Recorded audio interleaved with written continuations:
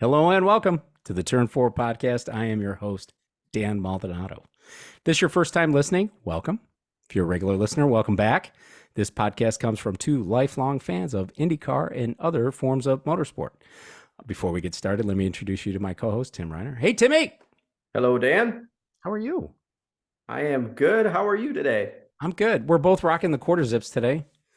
It's cold. It was 70 and 80 degrees for the last 10 days, and then all of a sudden it's a high of 45 I know. Detroit today. So yeah, it's kind of a bummer. Yeah, I know. But, super bummed about it, but that's okay. We'll get through it. It's just how it's April in Michigan, so just kind of how it exactly happens. Right. Didn't look too cold in Long Beach though, did it? No. Well, it's in the 60s. Yeah, maybe. But I'll take nice 60s. It always looks nice there. Come on. Yeah, now. It always looks nice. Pictures Great backdrop. Are amazing. Exciting race. A lot of fun. Looked fun. Yes. Ton of fun racing going on there. And you want to go back because you think that the Long Beach Grand Prix Association, whoever's in charge of their Twitters, now are like BFFs. Yeah, they could be. I don't know. We might be able to get some media passes over there. So yeah, they seem very interactive. So I enjoyed the interaction that we had with them. I enjoyed the tweeting back and forth, we'll call it, even though it wasn't back and forth. But obviously, they were excited about the event as we were, and so they, were happy to retweet some of our stuff. So that was maybe really we cool. can. We got to go no matter what, but because you got to plan that one. But maybe what we submit there will be good enough. That wasn't good enough for the racing capital of the world, but we'll get over that. Yeah, because we're going there anyway. So we're going to go anyways. Around the corner. Yep. 253 on-track passes, according to a tweet by Marshall Pruitt. That's where you got that? That's a crazy number, Tim, for a street course. Where did he get it? It is. He got it from the event summary report. 142 of those passes are for position. Wow. So 253 for, or the total passes, just cars overtaking cars. People falling backwards? Well, you overtake somebody, lap traffic, what have you. Stuff like that. So 142 for actual track position when it comes to where you're at on the grid. So that's where you got it from. Because I looked at it too. Yeah, five cars one lap down of the finishers. I guess. Well, Rossi is classified as finisher, so that's 6. Connor Daly classified as a finisher at 7, and Benjamin Peterson was 3 laps down, classified as a finisher. So, wow. And even Canapino 33 laps down, qualified as a finisher. Yeah. So is that passes on him? That can't be, is it? Maybe. Well, no, not those certainly, but because I think he spent some time in the pits, right? Getting fixed. For sure, had to have fixed up. Yep. A lot of positives out of this weekend, particularly with Andretti Autosport. My opinion, they've been a little lost the last couple of years. Mm-hmm. Chip Ganassi Racing continues to be a force on these street courses. Before we really get started, though, I kept hearing this comment, and I wanted to get your take on this. Is Long Beach the second most important race on the IndyCar calendar?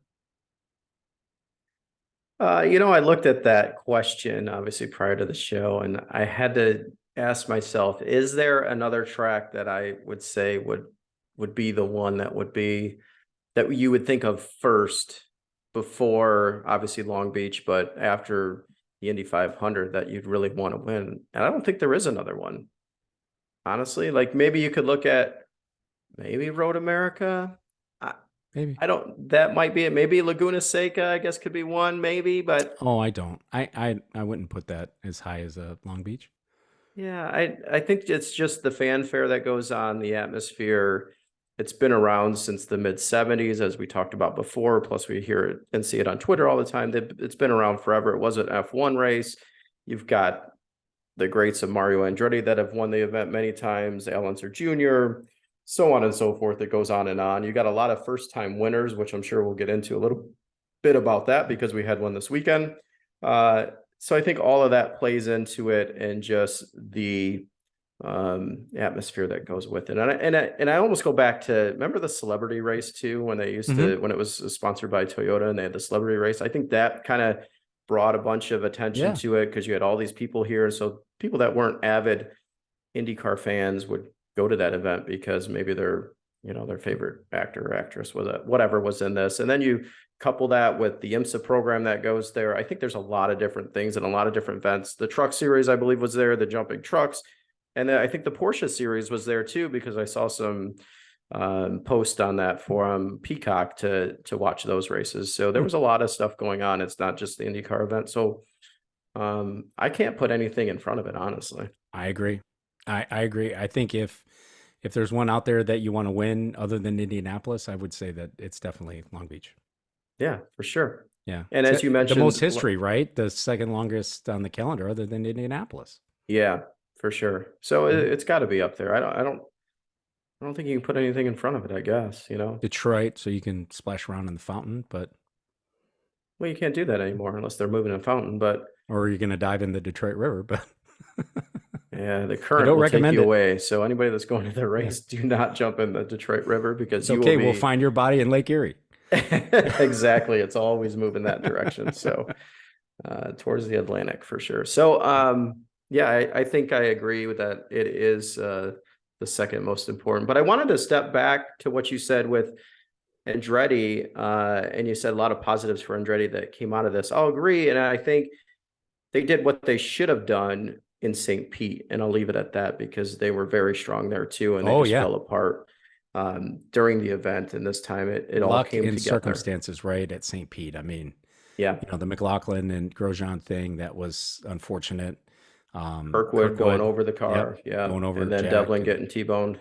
yep, at the very beginning, and Yeah, um, I don't remember where her to finish, but that's neither here nor there. But yeah, I mean, they just had bad luck, right? hmm They a lot of crash damage, yeah. a lot of So crash damage over they were the first totally two quick. weekends too. Yeah, they were so fast, and then Hmm. the race imploded. So they were able Yeah, to get it together and put the whole weekend together, which was good to see. And maybe shouldn't have been surprised after knowing what they did in St. Pete. I think it was just a matter of right. keeping the car clean, which we talked about last week. And they kept the cars clean. And a lot of people kept the cars clean. When you look at, there was only 7 laps of caution, I believe, for the whole day, That's right. which is really something that you don't see in a street course. You see typically more accidents than that. So, Yep. Yeah, I agree with you there. mhm. Um, and with this thing, Tim, I gotta say it. I gotta say it right off the bat. I didn't have Kirkwood. I didn't have him for this race. I don't have him for the season either. I You've been know. much higher on Kirkwood than I have, that's for sure. Which is, And of you know course, what did it for fine. me? What's that? It was preseason testing. The open test Yeah, yeah. over at Thermal when he was as strong as he was and looking good day in and day out there. I was like, there's something to this kid. Yeah. And then when I kept hearing reports of how he was always successful in all the feeder series he's ever been in and was always a winner, that was the sort of the thing that really cemented it for me to say he's going to do something. He's going to do something good, and he's going to do it quickly. Yeah. I am not going to go that far. I don't have him, not as high on him as you are. I think he needed this win. It was a great win. I'm not taking anything away from him, man. He won this thing and he won it. He earned it. Okay. Yeah. Um, And I don't know if he actually needed it. he did need this. He did need this. I It was think there's start other drivers who haven't gotten their first win that needed it more than he got. He needed Grosjean. it. Grosjean, talk about Harvey. Mhm. You talk about all these other folks that. I just want to see Ray. I mean, we don't want to get sidetracked with that, but I just want to see Ray Hoff consistently in the top 10 or 12. Yeah, That team before we yeah. can start talking wins. But you there. were high on that note, thinking it was I going to am. happen last year, and that Yep. didn't come through, and Mm-mm. so on They and were so lost. forth. So Big I time, guess yeah. you'd be a little surprised that Kirkwood was the one to break through so Yeah. quickly. What I'm saying here about Kirkwood, just from my own perspective, is it's one race. And like I said, I'm not taking anything away. I think he definitely earned this one. It was a great win for him. Great win for him. And no better place to do it than where your boss got his first win, Mhm. right? Some of these guys who have been in that team that now are on that walk of fame, right? Hinch and Ryan Hunter-Reay and Yeah. you know, Sure, the these list guys, goes on and on, yeah, right? yeah. So they've won there, and so great place to get it. What I'm saying is he was good last year in Long Beach in a Foyt. He finished 10th. Hmm. Okay. I'm not taking anything away from him. I'm just saying I'm staying tempered.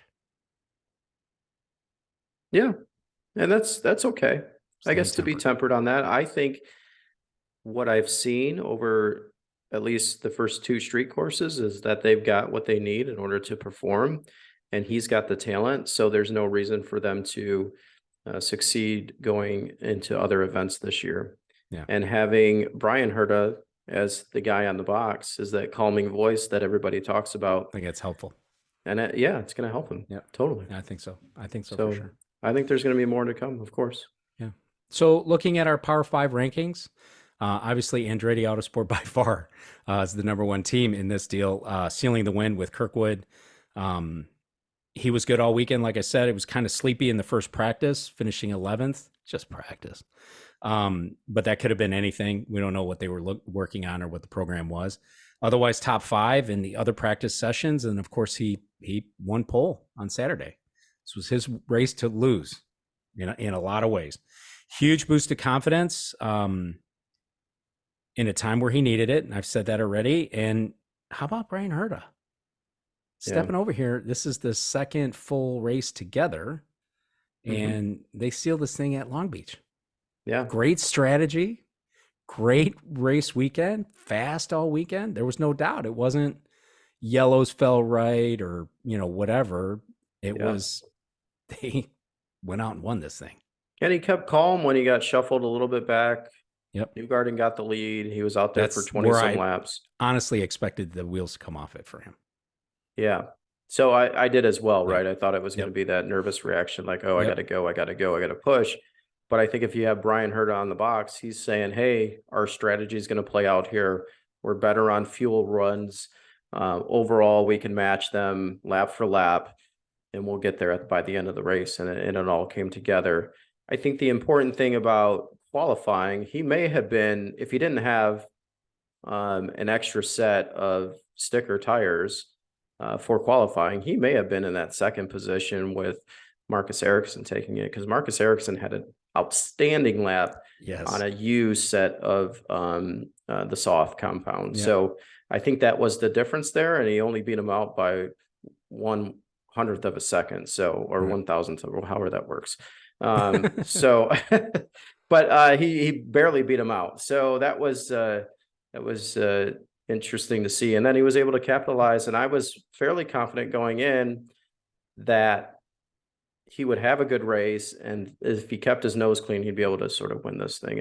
And he came through. And I think when you're watching as a fan or anybody, and you're seeing, Kirkwood up front, you're seeing the next guy we're going to talk about, Grosjean, right behind him, you get nervous, right? And there was some nervous energy from me watching on the couch, and I'm sure others going, what's going to happen here? Is anybody going to make a move that they're going to regret later, because it's going to take potentially both of those out? So I thought as that race is sort of winding down, that you're going to see potentially the man that finished third take the win, but they all kept it clean and brought it home. Which would have been on trend, right? For Ericsson. Totally would have been. Staying out of the mess and bringing home the win. Yeah. But Grosjean, unfortunately, never really got close. He was my pick for the win this weekend. He did not get close. He was tight on fuel. He pit one lap earlier than Kirkwood did. And I remember, I swear, I remember seeing or hearing Hinch say, that's the fuel alarm to Kirkwood when Grosjean came in. So he had one more lap. I thought that Kirkwood was potentially going to run out of fuel on that lap to come around. And I thought that maybe he missed the call to come in. Oh, when Hinch said that, because I thought, they must have both been on the same strategy. They both needed to come in together, and this was going to be it. But now if he's on the fuel alarm and he's got to come all the way back around slowly, he's going to get beat out by Grosjean and Ericsson and, Palou, and everybody else is going to blow right by him, because he's going to have to make sure he gets to the end. Dude, maybe Hinch misunderstood, or maybe Hinch was right and they didn't have the calculations right on the dashboard. But it's like he came around, he had plenty of time, and man, he came out well ahead Yeah, and I of think you Grosjean. said Yeah, that. I would think the engineers set that you've got 1 or 2 laps, you can make it around once the lights start flashing. So I it's kind think of it like was a just an indication to the fans, like, yeah, hey, you see the steering wheel, this tells him he's low on fuel, that he's coming in, right? It's one of yeah, those situations. I took it as it's the warning bell. It's almost like your fuel. You get down yeah. to 0 miles, and I think you still have 30 some to go. I've never tried it, folks, but I've never gone 30. I've gone like 10 more on 0, okay. but yeah, See, I think it's the same thing. yeah. So wasn't to be for Grosjean. Unfortunately, that fuel strategy, that one extra lap that Kirkwood was able to go, prevented Grosjean from using the almost 2 minutes of push capacity he left on the table at the end of that race. He got to use 30 seconds of it, but by that time he had 150 seconds of it, and Yeah. just, was barely enough to really make a run at it. So they were running very equal at the end of that race, and that's Oh, yeah. where it was. Kudos to Grosjean for not doing anything, to throw away a great finish. A 1-2 finish for Team Andretti, right? Yeah.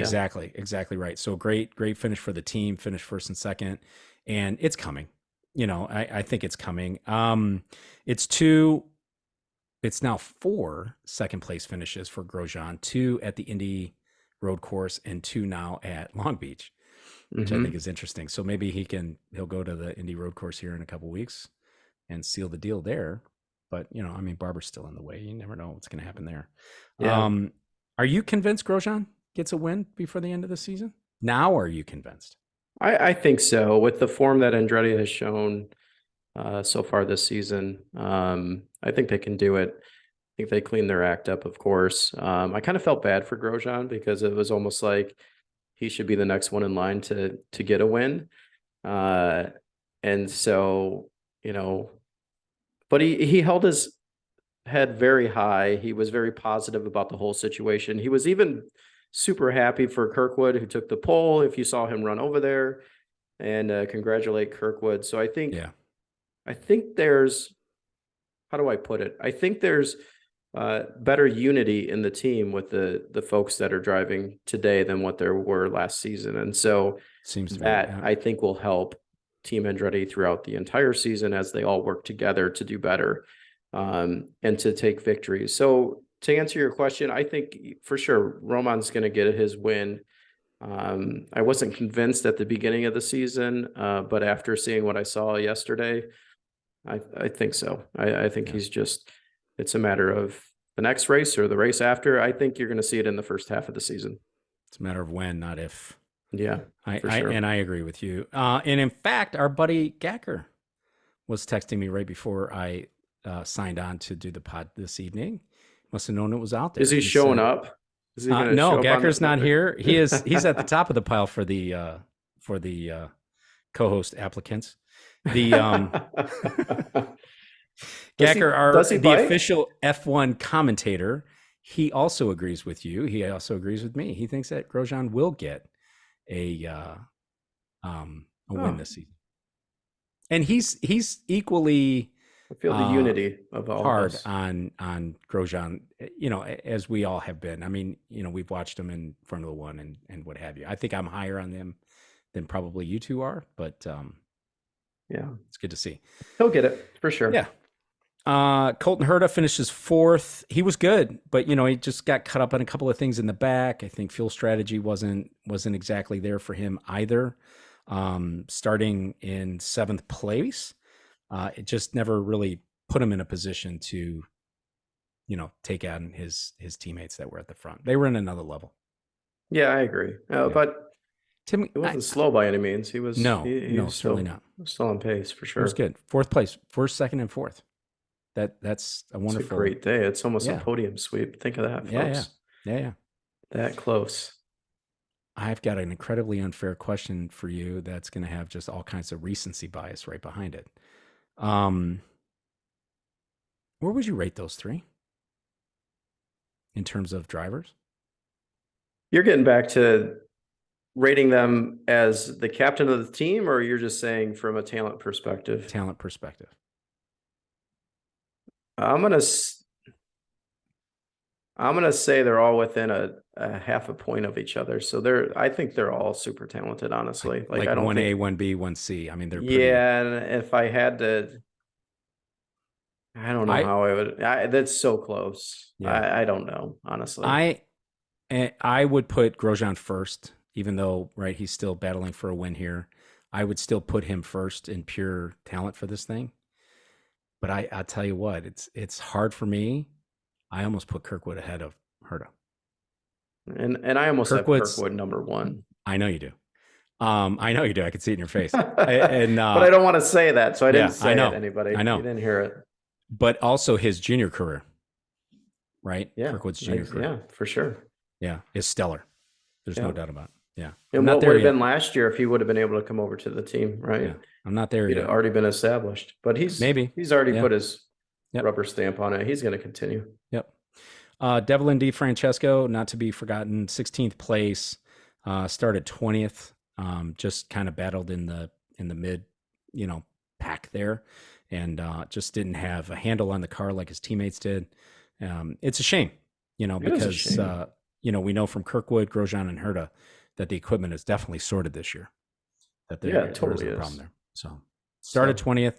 He brought it home in one piece. So, that's definitely a positive, especially over, from the first two races of the season. So we'll see if you can build on that. Yeah. So let's hope so. The only thing I'll say here before we move on is I enjoyed seeing Michael do the Ganassi, right? Putting on the AutoNation hat in Victory Circle. That's one of those chip moves. Yeah, totally. I was surprised to see it myself. I saw it and I was like, wow, look at that. Like He was super pumped. Could you see how excited he was about the victory? Oh, yeah. Almost like getting the monkey emotional off the back. Yeah, and totally. As was Kirkwood, emotional. So was I. I was like, oh my God, this is like, I'm touched. I couldn't believe it. I didn't go that far, but well, but it was good to see. I think it goes to show you that they put a lot of hard work into this season. Yeah. They put a lot of time, effort to come out and not be questioned if they are top 3 team, right? And yesterday made it really play out and pan out for all the hard work they put into it. And what they should have gotten, again, the first race of the season. And I don't mean to, beat a horse dead. Is that kind of how that goes? So it's your show, Tim.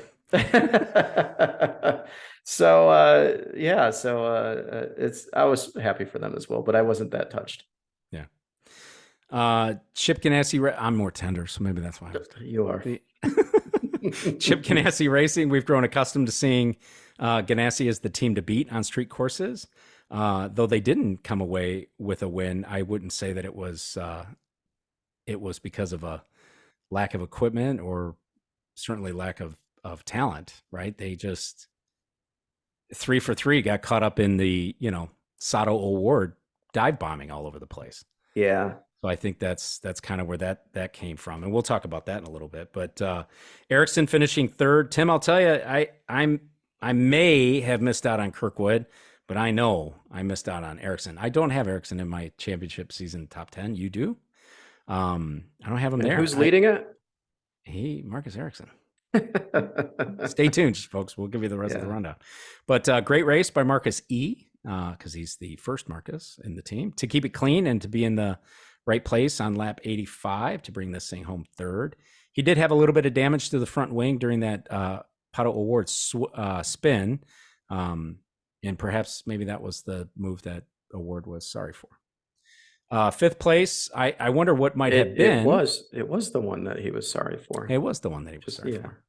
I wonder, there's a lot of sarcasm coming out here. Can we talk a little about his mental coach? Is that what they call it? Isn't that bizarre? Yeah, there's a lot of talk about that. Yeah, a lot of free talk about that. Hey, whatever it takes, right? Why not? Yeah, I'm not. I think it's interesting how openly it's discussed and is attributed to how his season has started off. And it could be a lot of stuff's mental game. You think of golf, how mental is that, right? You think of a lot of sports. And so if it's just mental capacity and being able to process everything and take one thing at a time and not think about the entire big picture. And I think he's doing that, and something's really worked for him, and it's showing great results. Yeah. and it's showing, a lot of points in the championship. So good for him.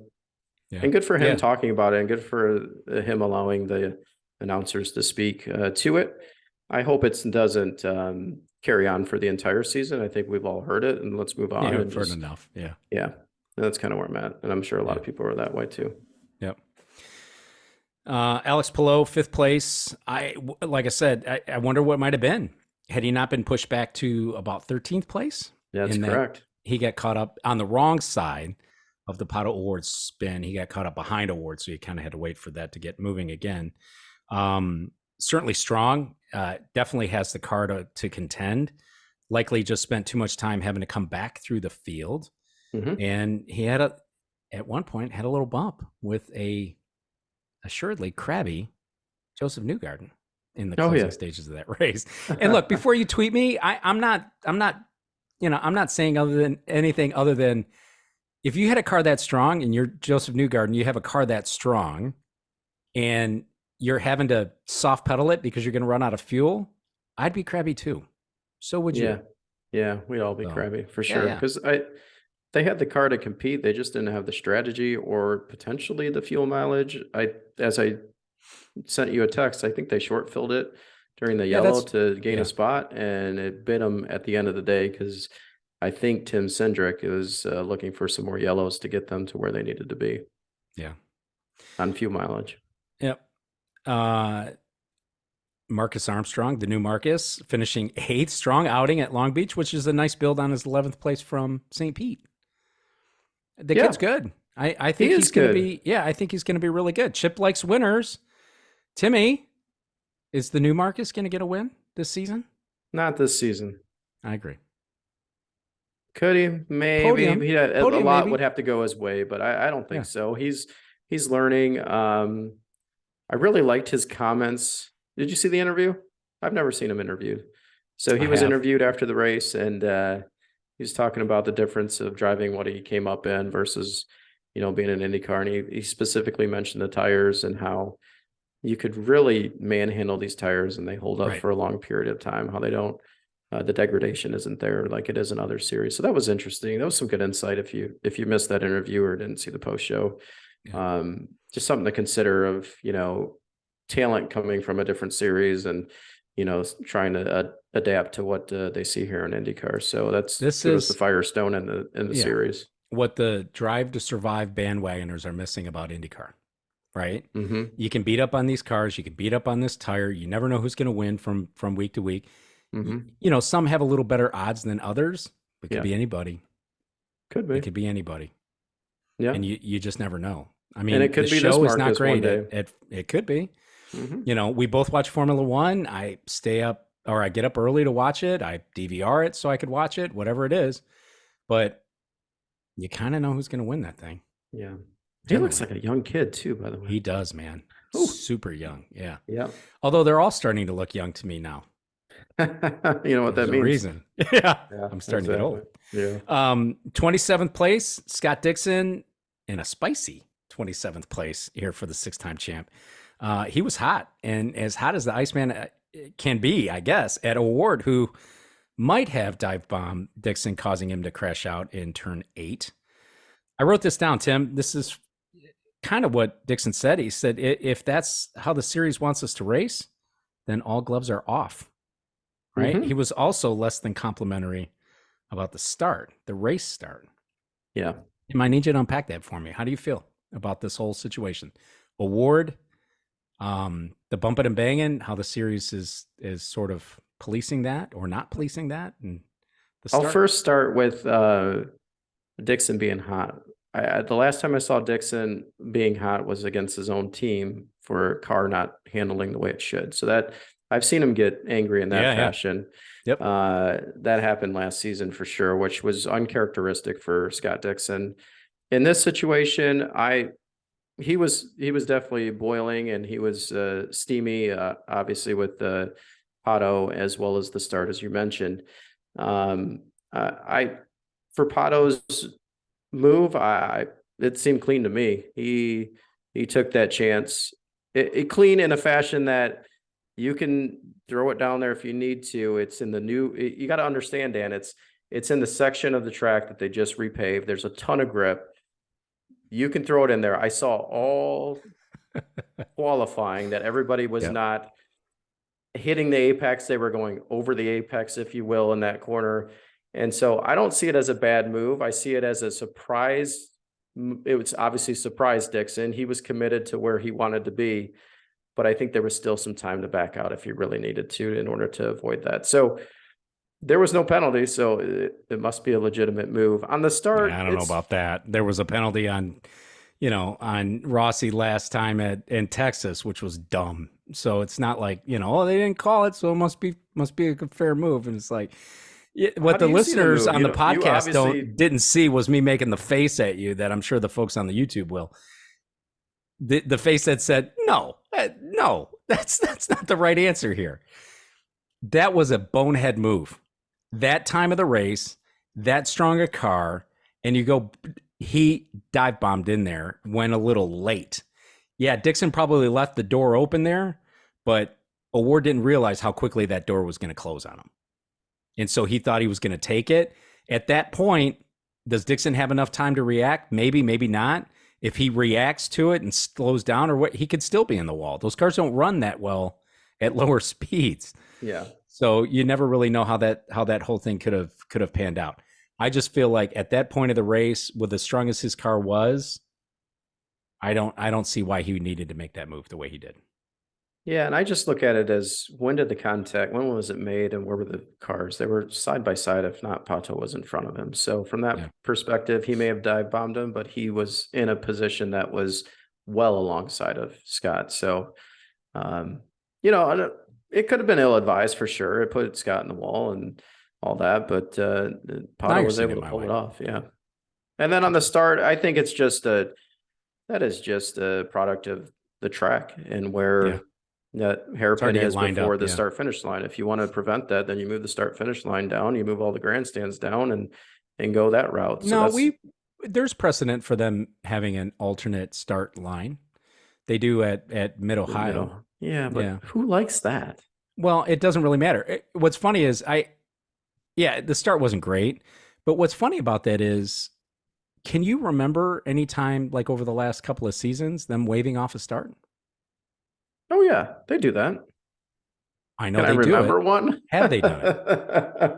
I can't off the top of my head. That's what I'm saying. So it's like when Dixon said that was the first thing that came to mind was, I don't really remember the last time we've had a waved off start. And it's not like they don't do it anymore. I'm sure they do it, but yeah, they do. And this probably would have been a good opportunity for them to do it, but I haven't seen anybody do it. Yeah, I don't know if it's a product of a first-time pole sitter that didn't slow up enough to punch the field before they got the greens. That could be part of it too.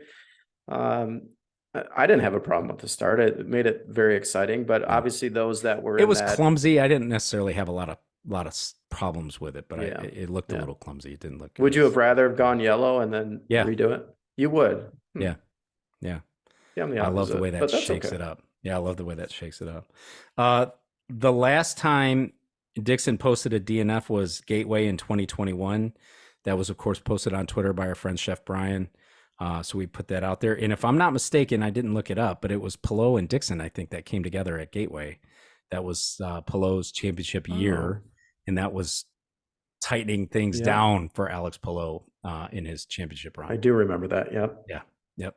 So, official DNF says mechanical, unsure if it was crash damage or, again, on the broadcast, I swear I heard oil pump, right? Is what I heard there. So who knows? Never the engine. Yeah. Moving on, Penske, I would say 33% of the Penske trio had it going this weekend, and it wasn't the driver who finished best in class, right? Will Power finished sixth. He didn't seem to have it at all this weekend, right? I mean, he started 13th, but in this latest edition of Will Power 2.0, I mean, he took to the track with a game plan to just take what he could get and not do anything dumb out there. He did. And he did it again. Right. And it served him well last year. So why not? I just wonder if at some point it's just not going to be enough to sit back and do that. Take what you can get. I think at some point you got to take some chances and some risk here, but it paid off last year. It may pay Sure off did. again this year. So that's just my intuition as I'm Yeah. I'm looking at his demeanor, looking at his drive style, and I guess importantly looking at the qualification or lack of qualification when he's, he used to be top 6 all the time, Yep. and always he's the pole man, right? So Yep. that still surprises me that he's not back to that form. Yeah. I don't think the Penske's had that level of it at Long Beach. Mhm. If they had, I think Will and Scott and Joseph would have all been right up top there with Andretti's, but Yeah. I don't think they had it there. But they won the event last year, so you look at that and you go, I know it I just don't- happens from year to year. I mean, there's Yeah, no for rhyme sure. or reason to it. Yeah. So, 9th place, Newgarden. At one point in this race, Tim, I wrote in my notes, if Grosjean or Kirkwood win this race, it won't be because they had better cars. It's because Joseph missed the mileage target all race. This was a mileage race for Joseph Newgarden from the start. Yeah. And I think that's what put him, obviously that's what put him out. And then of course he had this, plus we were battling something else, which I think is bizarre. That's like the mystery. That is right. Yeah, but he did that last year too at St. Pete. He had the same, did he? He had the same thing. Yeah. Same sort of thing. Oh, no, it isn't something we want to talk about. Yeah. That was a weird end to the interview. That's how he left it and then went off on his merry way. Yeah. I think it was a fuel mileage for pretty much everybody based on For a how lot the of yellows people, fell, yeah. which was fine, but they missed something really bad and tried to make up for it. I love the radio communication for Tim between him and Joseph saying, You well, want to stop, you'll finish 18th. exactly. You want to stop. Yeah. I love that piece. Yeah. It's just matter of fact, like here, this is a situation we're in and we're just we got to deal with it and work with it. Yeah. We'll see what happens. I mean, he's got to win on the season already, so just stay cool, dude. Right? Don't get crabby. Yeah. Don't get pouty. Yeah. 10th place, right behind his bus bro, Scott McLaughlin. Not an ideal race for Scotty Mac. Qualified 8th, finished. Did I say 10th? Yeah, finished 10th. Yep. Qualified 9th, finished 10th. Sorry. And, but just didn't have the car. I mean, just unhappy with the car after his first stop. It looked like he just never came to grips with it. Yeah, they didn't have the right balance for the soft tire. So they had the soft tire on and it fell off real quick and he was sinking like an anchor and he had to let people go. And, obviously on the primary, he did well, but the top 10 isn't bad, right? If you're going to have a bad weekend and that means you're on 10th position, then you take it and you move on. And I think that's what I saw from some of his Twitter feed afterwards. He was like, we're just going to move on and go from there. I was happy to see that Sancio was the primary sponsor on the car this week. So you got the hat as well. So that was good to see. They're always a good group of people. And it was good to see them back out there in that sponsorship on the vehicle. Yeah, lots of good with the Sancio folks. Arrow McLaren, here's a team that seems to have gotten things sorted out this year, Tim. I would definitely say, I mean, they've integrated that third car, I think, better and faster than maybe some would expect, especially adding all that staff. That's a great point. Yeah, though they didn't have much to show for it here, the pace definitely was really good. And the finishers led by Rosenquist, who is a driver I admire, who I have a great admiration for. I think he's a good driver. He's out of contract again at season's end.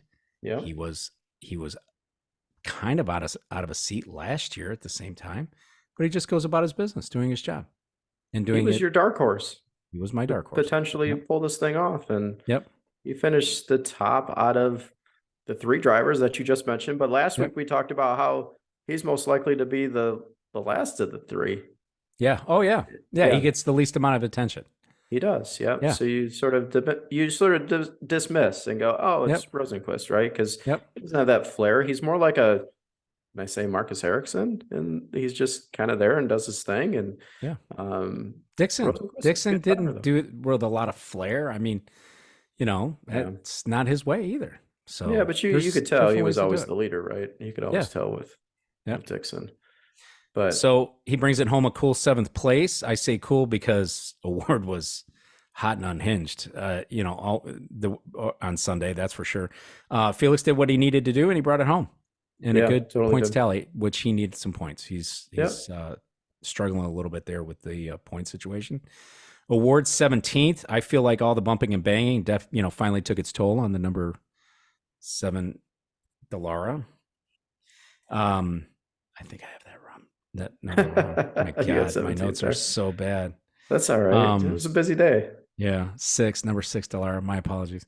Yeah, that's okay. What a weird race though for him. He was showing a lot of strength. 2 second place finishes this season, and he just was taking it too far. I don't know what he was trying to prove in Long Beach. He was taking too much. I think the expectation was there after you come out of all the practice sessions, you're number one, and you end up qualifying not in the position you expect to, and then you're in a hurry to get up front. So Yeah, that could be it. You had this expectation going in that I'm going to get the pole. I've been the fastest car all weekend long, and we're just going to run away with this thing. And it doesn't happen, and you don't have the patience to get through the field to compete for the number 1 position. And I think that's no it's just patience. a young individual. He just made mistakes. Yeah. He just made some mistakes, and he'll bounce back for sure. Yeah. We talked about the Dixon incident. We agree that I'm right in that situation. And then, the spin, which he was sorry for. But, he has to shake this thing off, and he's got to get back at it at Barber, where he has a win. So he's definitely capable of having a strong car there, Yeah. or he should have a strong car there. He's definitely capable of a win there. So he's just got to shake this off and move on. So, And I would say before the start of the season, I'd love to see more consistency out of Award, which we saw a ton of it, right? 2 second place finishes and then fell apart here. He's going to be consistent throughout the year. I don't expect him to bounce around like this. Yep. I think he's sort of learned. He put an apology out to the fans and the team about how he raced in Long Beach, and he'll learn from it. And just be not fine. what he did to Scott Dixon. 22nd place, Alexander Rossi. He reported suspension failure with 1 lap to go. That put him off track. He was running in 7th place at the time, which is a real. Yeah. I mean, he was. Shame. Yeah, in that finish. So, but which car won it? His car from last year. Yeah. So a little different paint job, same car. Yeah. Yep. So, it's a shame. I was wondering Speaking of, what happened to Napa? They're on pause, I guess, for inquiring minds. Long Beach. I don't know why you would take that race off, because they haven't been on there at all. They haven't been on there at all this whole season. No. Pink and white now. Not selling enough parts at Napa. Guess not. Just in time, right, for the Andretti resurgence. So that's our power 4. We got our power 5, which Tim and I pick on our own, but I have a feeling I know how this is going to go for us. Foyt, power 5th team. That's Tim, where I'm at. Cannot pick anybody else. OMG, Foyt Racing. Yep. 11th place by your guy, Santino Ferrucci. Hell of a finish for this team. Does this signal a turnaround? I don't know that it does. I already mentioned earlier that Kirkwood had a fantastic finish here last year with Foyt running, finishing in 10th place. But you know what? If I'm Santino and I'm Foyt Racing, I take it. Celebrate it. Absolutely. Use it and celebrate it in the shop, and celebrate it with the sponsors, and celebrate it with everybody that's been there, and use it to try to build everything you can off of this finish. Yeah, absolutely. You look at what Santino finished. He finished 24th at St. Pete, 21st at Texas. So an 11th, that's great. And I know Benjamin Peterson, his teammate, hasn't done that well either. They've kind of been in the 20s. I think they finished 15th at Indianapolis or at Texas. But yeah, that's got to be the team. That's the number 5th pick for you as well as myself. They turned it around and had a good finish at Long Beach. The question I have for you, though, it's interesting that Kirkwood finished 10th, Ferrucci finished 11th. I think Kirkwood has a lot of talent. do you agree that Ferrucci's got a lot of talent as well when it comes to wheeling cars? I kind of do. As hard as I think he's talented. There's no doubt. I think he can drive anything that he gets into. It's got a wheel and a couple of pedals. I think he can drive. I really do. Can too. I think his problem is him. Yeah. And maybe we'll see over time what transpires, but hopefully this takes Foyt and projects them in a trajectory that we haven't seen with them, and they come out next race and they do well, and then the race after, and so on and so forth. I'd like to see this team compete, and whether it's Peterson or if it's Ferrucci, both. I don't know. I'd like to see them do much better than what they've done in the past, and not the drivers themselves, but the team itself. Yep. That's our Power Five. Championship standings after 3 races. Marcus Ericsson leading the championship, first place. Pato O'Ward in second place.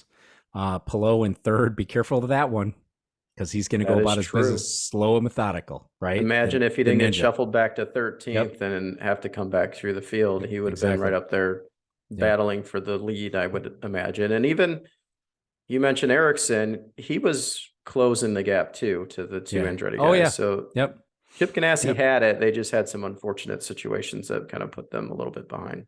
Yeah. Newgarden 4th, Kirkwood 5th with this win. 6th place from Dixon. 7th place for Grosjean. 8, Herta, 9, Power, and 10th for McLaughlin. Did you see that Kirkwood moved up like 17 positions? No, but with this victory, like no doubt, a huge jump, huge jump, huge leap. You get the pole, you get the most laps led, I believe, and you get that. You took all the maximum points, and look at what it does. 53 laps led by Kyle Kirkwood. Yeah, so that's big. Yeah, that's huge. So it gives just a sense of, if you have a great weekend like that, you can propel yourself early in the season to move right up in championship contention. Now you got to continue to execute week in and week out.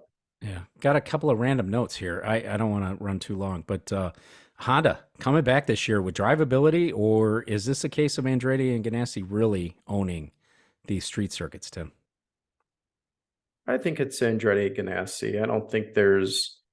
I think Honda did some homework after last year for sure, and maybe they I think they were surprised at Chevy's step, right, from 21 to 22. Yeah, so they probably did a little bit of work on it, but I think it's a little bit of both, I guess, is what how am I gonna answer that? I saw a lot of brake dust coming out of the CGR cars, the Chip Ganassi cars, but nobody else. Coming into, you saw it on it was Palou, right? You saw it on Palou when he got everybody around? Ericsson, I think it's interesting. The brakes are mandated, right? Like that's a common part. So I don't know if there's different brake compounds that teams can choose to run, and I don't know. Maybe Ganassi's using a different compound or something. But it was the only cars I recall seeing going into turn 1 that were pushing out that much dust. Unless it's the bias and how you have more on the front versus the rear, that could be it too. They talked a lot about bias, right? That Grosjean runs a lot of rear bias and all that stuff. So it could be that. Elio Castroneves had a spin at the start. Tim, this is obviously not an ideal start to what could possibly be, Elio's final season in IndyCar full time. 20th place in the championship, 23rd at St. Pete, 10th place at Texas, 21st at Long Beach. And really no better on the other side of the garage with Pagenaud in 24th place. This team just doesn't have it together. How is Andretti so on, and how are you so off in the same weekend? Sharing tech. Yeah, it doesn't make any sense to me. Sharing tech and engineering. So it makes you wonder, where's the miss? Where's the gap? And the incident was a rookie mistake, and I know Elio's not a rookie, so something's not right there. Yeah. Odd weekend for the normally calm, cool, and measured Juncos team. Could be that they have had such good press this season so far that maybe they just started going after it a little too hard, right? Got a little over their skis in this one. Yeah, I know you're not asking me to agree or disagree. I would say they just got it wrong this weekend. They got did. It wrong. Yeah. And I don't think it has to do with pressure or anything like that. They're going to continue to do what they've been doing, and they'll be back. They'll bounce back. I think it was just an off weekend for whatever reason, but Callum Could it Islet's in be? I 12th guess it place could in be. the championship. Yeah, That's I, a big move for them. that And you is. have to believe that that kind of press coverage and that kind of, scrappiness kind of, Yeah. will lead you to do some things that are less than ideal. And you look at him; he's got talent. He's got Oh, yeah. He ton does. of talent. Yeah. He's got talent. They're going to be looking at him. There's no doubt. Canapino's 18th, ahead of Jack, Elio, Santino, Renus, Connor Daly, Simon Pagino. So, Interesting. yeah, right. Mm-hmm. So, Well, we'll see what comes out of yeah. the next race here. So, yep. RLL is back, Timmy. Well, I'm pleasantly surprised to see the progress they've made from Texas to Long Beach. Tim, they were a mess in Texas, right? Yeah, They were a mess in Texas. It had to be rock bottom for them.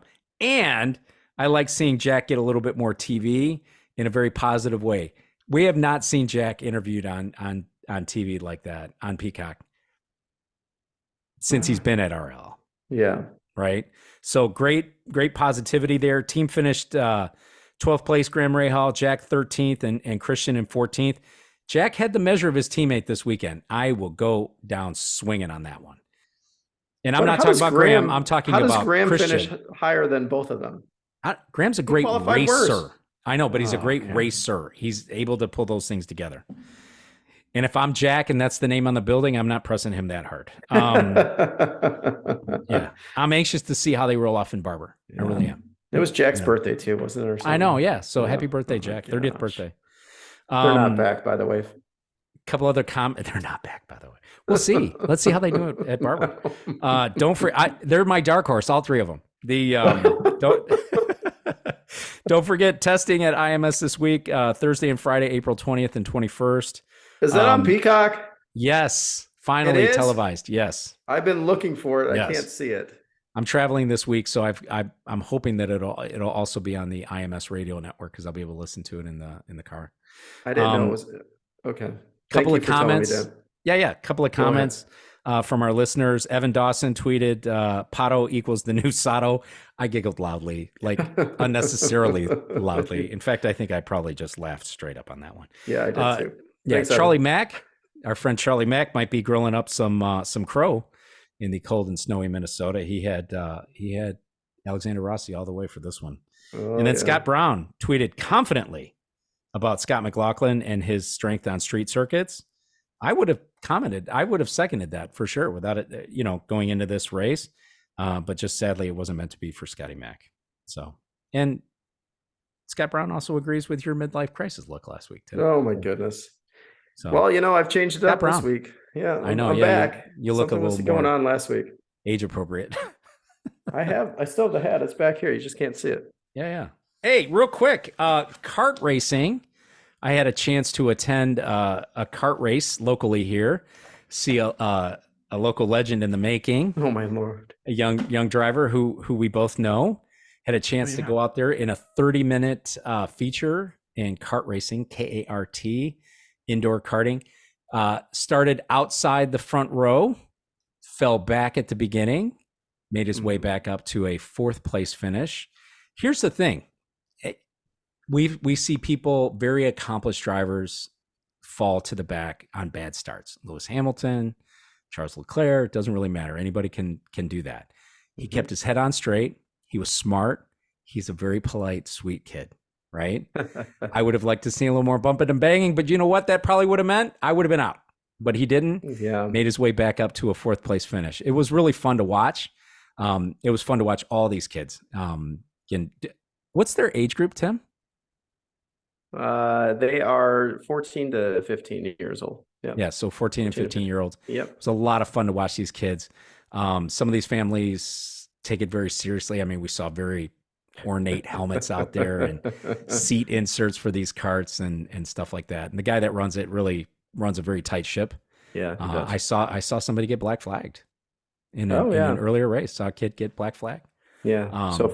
Yeah. So if some of you are wondering who Dan's talking about, it's my oldest son. So he was out racing and Dan showed up. I was out of town. So thank you for showing my wife and I Dan. both went. We had We had a ball. Yes. We really Yes, enjoyed you it. and It your was a lot wife of were fun. there. My wife was there. You got to Yeah. see my oldest son race, and it's his first year doing it, but he seems to get it together, and he's able to do some pretty cool things on track. And those kids are talented, as I spoke to you a little bit. They do some dirt track stuff. They And do a they've lot of been outdoor doing it, karting. right? This Yeah, is they've been doing it Biscuit's since first they've year. been, Yeah. yeah. So it's his first year, but he's brought down those lap times to compete with those guys, and he's getting pretty savvy with learning how to get around them. As you mentioned, he fell back on the start, but was Tim, able some to of work those his way kids who through the were field. bumping and banging on each other, and that's where they were coming back, to Biscuit. They were coming back to him, Yep, and he yep, stayed smart, right? Like he didn't get overly aggressive or do something dumb that would have put him out or could have potentially gotten himself a black flag. yeah, He took advantage of the situation and got through there. I mean, yeah, those carts are pretty well, equally matched through yeah. They there. are. Yep. And it was a He's long race, methodical. right? It was 30 minutes. Hmm. He got out of there. He was soaking wet, dripping. Yep. And Yeah. you figure 30 minutes is 60 to 70 laps. So there's Yes. Yeah. a lot of Yeah. activity, a lot of stuff going on. So yeah, Yeah. he's done really well. He's Yeah. progressed throughout the season. That was the last event for the season, the winter season, and we're looking to do something here in the spring and summer. So Yeah. there should be more coming. Thrilled to have a chance to see them do that. Thought it was. Yeah. I got a Well, big thanks kick for out of going. it. We That was appreciate great. it. Yeah, for sure. Well, that's all I got. That's all I got too, Dan. It's good to see you. It was good to see you. Yeah. We'll be right back at it here in another week, so we can give you the preview of Barber Motorsports, which I talked to a guy today at a work meeting of all things who used to work for IMS, and he said you have to get to Barber. I Which hear that. I hear a was little shocked. bit Yeah. about I was like, it looks beautiful, and he said museum, you right? have to get to Barber. Yeah, Yeah. yep. And I said I have Mobile, Alabama as part of my work area, but I don't have Birmingham. So I was hoping to get Birmingham. That's then pretty close. I You could can have get done down it. there. Yeah. So Sounds well, that's good. it. That's all I got. Thanks to everybody for listening. Have a Catch good you in a night. week.